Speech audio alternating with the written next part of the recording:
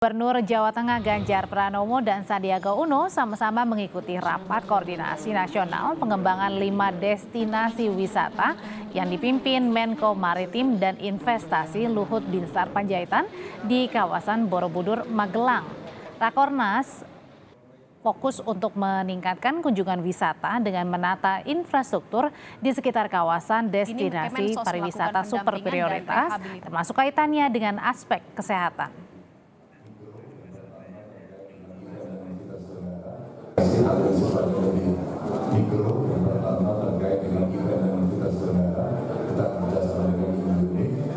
Yang kedua, electric vehicle mesti kita mulai cicil dan kita akan dorong menggunakan akses kita. Publik usai kedapatan bermain game di ruang rapat paripurna. Usai memberi pembekalan santri digital di Grabak Magelang, Menparekraf sekaligus Ketua Badan Pemenangan Pemilu P3 Sandiaga Uno menyatakan belum tahu pasti siapa cawapres Ganjar Pranowo nantinya. Sandi bilang soal Pilpres adalah kewenangan Ketua Umum P3 Mardiono.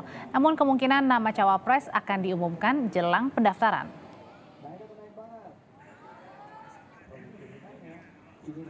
Saya coba tanyakan ke Pak Mardiono, saya nggak terlalu mengikuti karena saya sibuk fokus kepada tugas di menggerakkan ekonomi, termasuk juga tugas Bapilu. Karena tugas Bapilu ini tadi saya ketemu sama beberapa rekan-rekan yang tertarik, anak-anak muda kita, pengusaha-pengusaha UMKM kita yang tertarik ikut mau bergabung dengan P3.